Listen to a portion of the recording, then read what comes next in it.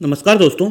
I am sure कि आप लोगों ने भी कई बार बहुत जगहों पर लोगों को बोलते हुए सुना होगा कि हमारे पास तो आधार प्रूफ है, उसके बाद भी हमारा नाम वोटर लिस्ट में नहीं है या वोटर लिस्ट से हमारा नाम काट दिया गया है। सिमिलर इंसिडेंट अभी हाल ही में बिहार में सुना होगा, जहां पर बिहार इलेक्टोरल पोल का स्पेशल इंटेंसिव रिवीजन चल रहा है और बहुत लोगों के नाम वोटर लिस्ट से काट दिए गए हैं।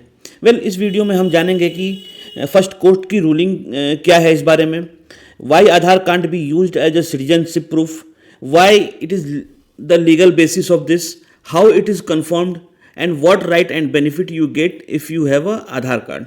तो बेसिकली दोस्तों, सुप्रीम कोर्ट के अंदर जो है हियरिंग चल रही है बेसिकली बिहार के इलेक्टोरल पोल की स्पेशल इंसेंटिव रिवीजन को लेकर, जहां पे ये केस चल रहा है कि वहां पे बहुत सारे लोगों का आधार कार्ड पे नाम होते हुए भी वोटर लिस्ट से नाम काट दिया गया है। और इसी को लेकर सुप्रीम कोर्ट में हियरिंग चल रही थी और वहां पे इलेक्शन कमीशन ऑफ इंडिया ने ये कहा कि आधार जो है एक सिटीजनशिप प्रूफ नहीं है और हम उसको एज अ प्रूफ कंसिडर नहीं कर सकते for including name in voter list में नाम डालने के लिए। और आज की डेट में 13 अगस्त 2025 को इलेक्शन कमीशन के इस स्टैंड को कंफर्म करते हुए सुप्रीम कोर्ट ने भी ये बोल दिया है कि आधार कार्ड और राशन कार्ड को आप as a conclusive proof of residence consider नहीं कर सकते और इलेक्शन कमीशन ऑफ इंडिया अपनी जगह पर सही है। ठीक है, तो बेसिकली कंसर्न क्या है? कंसर्न ये है कि Aadhaar can't be accepted as a proof of citizenship because इसका डिजाइन ही वैसा है। आधार सिटीजनशिप डॉक्यूमेंट है ही नहीं। ये बेसिकली क्या है? इट इज एन आइडेंटिटी और एड्रेस प्रूफ है। तो मैं आगे आपको समझाऊंगा कि क्या है। और ये आधार कार्ड बेसिकली कोई लीगल कंफर्मेशन नहीं देता है कि आप इंडियन सिटीजन हैं कि नहीं है। ये आपको खाली प्रोवाइड करता है कि आपकी आइडेंटिटी क्या है और आप जो है कहाँ पर रहते हैं।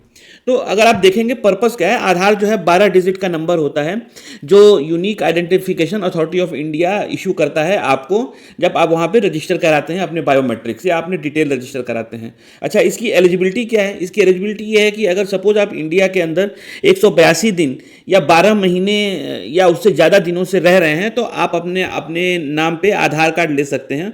और इसमें सबसे खास बात यह है कि अगर आप इंडियन सिटीजन हैं तो आप तो लेंगे, आपको मिलेगा ही मिलेगा।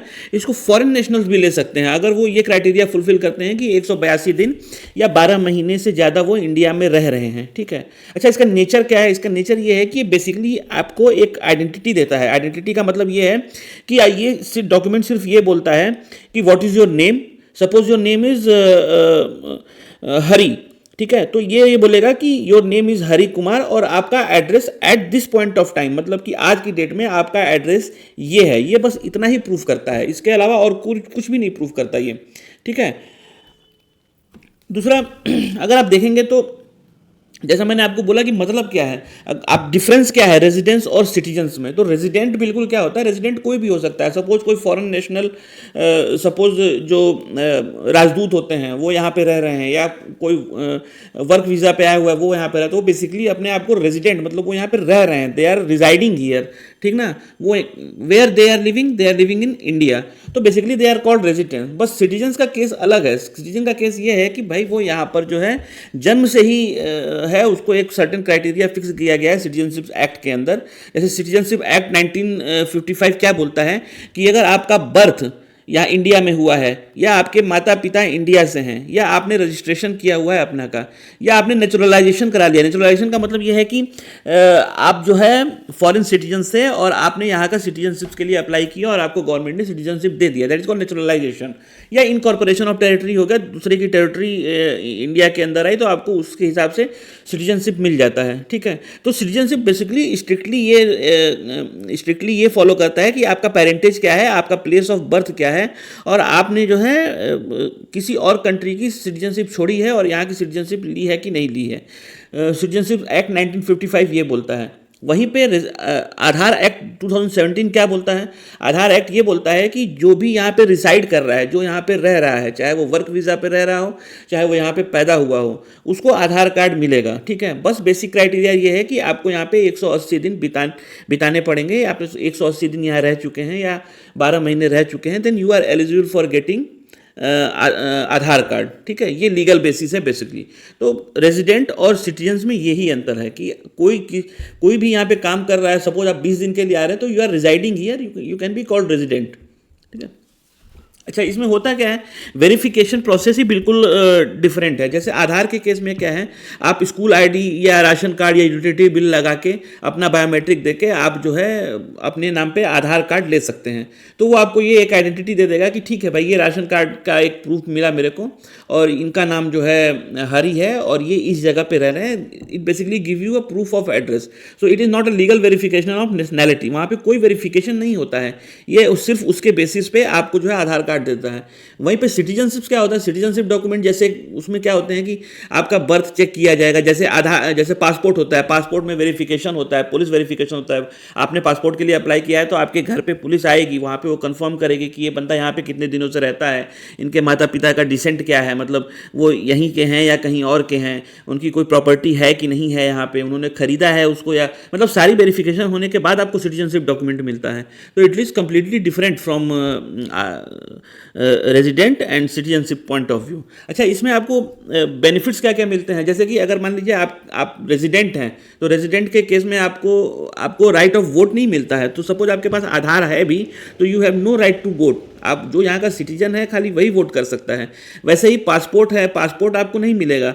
क्यों? क्योंकि आप यहाँ पे सिर्फ रिजाइड कर रहे हैं। तो आपको आधार कार्ड मिल जाएगा, रेजिडेंस का प्रूफ मिल जाएगा, बट सिटीजनशिप नहीं मिलेगी आपको। तो आपको पासपोर्ट भी नहीं मिलेगा। आप, जैसा मैंने कहा कि ठीक है 182 दिन या उससे ज़्यादा दिन रह रहे हैं तो आपको आधार मिल जाएगा, ठीक ना। आपको ये भी मिल जाएगा कि ठीक है आपने यहाँ पे कुछ प्रॉपर्टी बनाई है, जो फॉरेन नेशनल के केस में अलाउ करती है गवर्नमेंट की, आप कुछ प्रॉपर्टी खरीद सकते हैं। बट वहाँ पर भी आपको रेजिडेंट ही कहा जाएगा, आपको सिटीजनशिप नहीं बोला जाएगा कि आपको मिल गया है। वहीं पे जो सिटीजन है इंडिया का, उसको फुल अथॉरिटी है यहाँ पे प्रॉपर्टीज़ खरीदने का। उसमें गवर्नमेंट्स के वेरिफिकेशन नहीं लगते हैं बहुत ज़्यादा। अच्छा, आधार बेसिकली यूज़ किस लिए होता है? आधार बेसिकली यूज़ होता है आपके रेजिडेंट को कंफर्म करने के लिए, और जो भी सब्सिडीज़ चल रही हैं, गवर्नमेंट स्कीम्स चल रही हैं, सब्सिडीज़ चल रही हैं, उसको प्रोवाइड करने के लिए। तो आपको अगर गवर्नमेंट सब्सिडीज़ या स्कीम मिल रही है तो वो ये नहीं बोलता है कि आप जो है यहाँ आपको फुल राइट मिल गया है, सिटीजन्स को राइट होता है। आपको बेसिकली गवर्नमेंट हेल्प कर रही है, सपोर्ट कर रही है सर्वाइव करने के लिए, आपको स्कीम्स का बेनिफिट देने के लिए, ताकि आप उससे वंचित न रह जाएं। क्योंकि आप यहाँ पे रह रहे हैं तो आपको ये चीज़ें मिलनी चाहिए, ठीक है। वहीं पे सिटीजन्स को गवर्नमेंट सब्सिडीज का फुल राइट है, ठीक ना। दूसरा, आप अगर यहाँ पे रेजिडेंट हैं, सिर्फ आपको आधार कार्ड ले रखा है, तो आपको कोई भी पब्लिक ऑफिस होल्ड करने का अथॉरिटी नहीं है। मतलब आप गवर्नमेंट जॉब नहीं ले सकते, आप जो है किसी भी गवर्नमेंट पोजीशंस पे नहीं है कर सकते। वहीं पे सिटीजन्स को ये राइट है। तो दोस्तों, ये बेसिक डिफरेंस है आधार कार्ड को क्यों जो है नहीं as a legal citizenship document consider किया जा सकता है। तो मैंने सोचा कि आपको इन्फॉर्म कर दूं, बता दूं। अगर आपको वीडियो ये इन्फॉर्मेटिव लगा तो प्लीज़ लाइक एंड सब्सक्राइब। मैं कोशिश करूंगा कि ऐसे ही वीडियोस फ्यूचर में आपके लिए लाता रहूं। Thank you very much.